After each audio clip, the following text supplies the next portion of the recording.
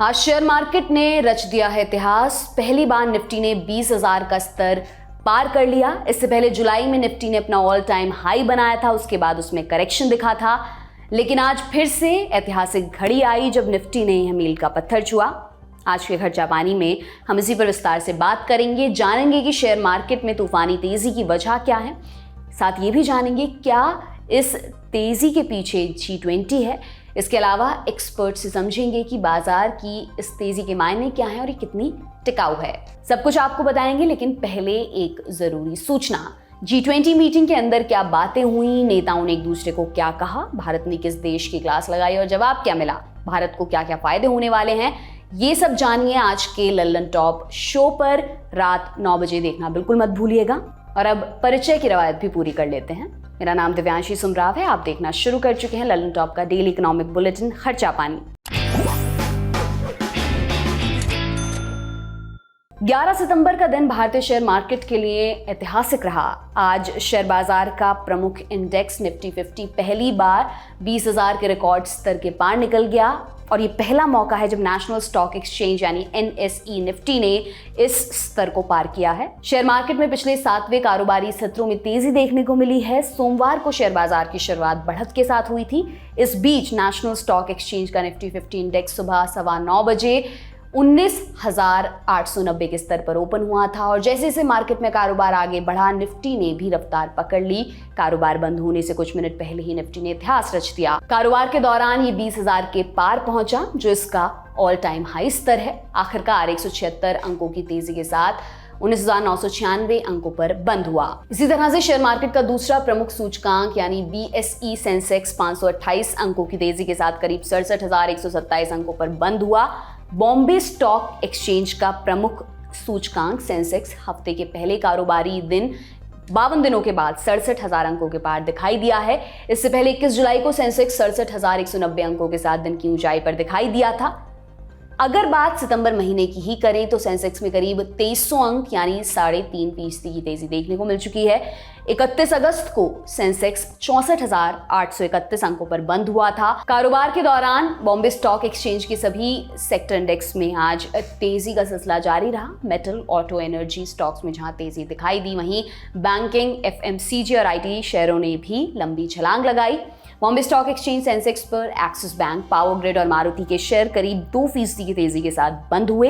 इनके अलावा SBI, Tata Motors, ITC, Nestle India, Mahindra and Mahindra, Tata steel, ICICI bank, TCS और NTPC के शेयर भी बढ़त के साथ बंद हुए। इनके अलावा Reliance industries, JSW steel, Kotak Mahindra bank, HUL के शेयर हरे निशान के साथ बंद हुए और अडानी ग्रुप के शेयरों में 10% तक तेजी भी देखने को मिली। ग्रुप का मार्केट कैप 7 महीने के उच्च स्तर पर पहुंच गया। मार्केट एनालिस्ट कह रहे हैं इस तेजी का कारण G20 समिट में लिए अहम फैसले हैं, जिसमें भारत, अमेरिका, यूरोपियन यूनियन और खाड़ी देशों के बीच रेल और समुद्री कॉरिडोर को लेकर हुई डील को माना जा रहा है। इसके अलावा चीन की अर्थव्यवस्था काफी बुरे दौर से इस वक्त गुजर रही है। ऐसे में भारतीय बाजार निवेश के लिए काफी शानदार दिख रहा है। शेयर मार्केट की ऐतिहासिक पारी को समझने के लिए हमने एक्सपर्ट से बात की, सुनिए उन्हें। देखिए, पहली बात तो ये जो 20,000 का इंडेक्स आप देख रहे हो वो ज्यादातर इसलिए क्योंकि देखिए G20 के समिट में इस बार बहुत बड़े अनाउंसमेंट्स किए गए। इनफैक्ट आज आपने देखा होगा कि सुबह सुबह शुगर और एथेनॉल की जो कंपनियां है इसमें बहुत तेजी देखने को मिली, जैसे कि प्राज इंडस्ट्रीज हो गया, उसके बाद धामपुर शुगर, बलरामपुर चीनी। इसका एकमात्र कारण था कि मोदी जी ने बायोफ्यूल को एक ग्लोबल फ्यूल के पॉइंट ऑफ व्यू से मार्केट किया है। वो चाहते हैं कि बायोफ्यूल अभी नया टेक्नोलॉजी है जो क्रूड ऑयल को रिप्लेस कर सकता है और इंडिया इसमें टेक्नोलॉजी की भी मदद करेगी।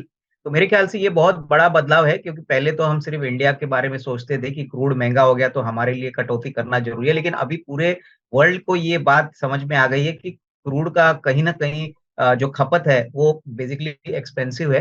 तो काफी ऐसे अनाउंसमेंट्स हाइड्रोजन के फील्ड में किए गए, उसके बाद टेक्नोलॉजी के लिए किए गए, डिफेंस के लिए किए गए। इनफैक्ट डिफेंस में तो ऐसा माना जा रहा है कि इंडिया ऐसी जगह, ऐसी स्ट्रेटेजिक कंट्री होगी जो बेसिकली काफी इन्वेस्टमेंट्स US से आने की उम्मीद है। और अगर ऐसा होता है तो बहुत बड़ी अपॉर्चुनिटी है। अप्रैल जून तिमाही में भारतीय अर्थव्यवस्था की ग्रोथ 7.8% रही है। यह दूसरे देशों के मुकाबले काफी ज्यादा है। वहीं चीन समेत दुनिया की कई अर्थव्यवस्थाओं में मंदी के संकेत दिखाई दे रहे हैं।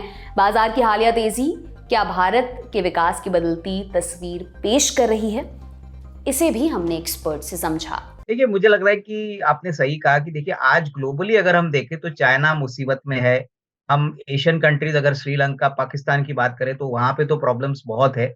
और सबसे बड़ी बात यूएस में भी बहुत चैलेंजेस है, यूरोप भी मरा हुआ है, जापान में भी ग्रोथ बहुत रुका हुआ जैसा है, तो बचता सिर्फ इंडिया है। और इंडिया एक ऐसी जगह है जहाँ पे लगातार हम देख रहे हैं कि हर साल जीडीपी ग्रो हो रहा है, एम्प्लॉयमेंट अच्छी तरह से मैनेज किया गया है।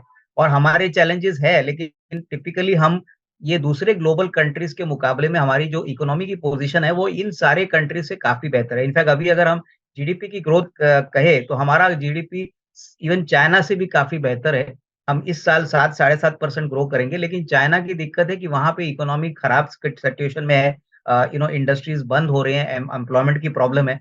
तो उस पॉइंट ऑफ व्यू से ये जो आप बता रहे हो कि इंडिया को एक यूनिक एडवांटेज मिला है कि हमारा पॉपुलेशन यंग है, हमारा जो मैन्युफैक्चरिंग बेस है वो भी मोदी जी ने उनके पॉलिसी से बहुत मजबूत किया है।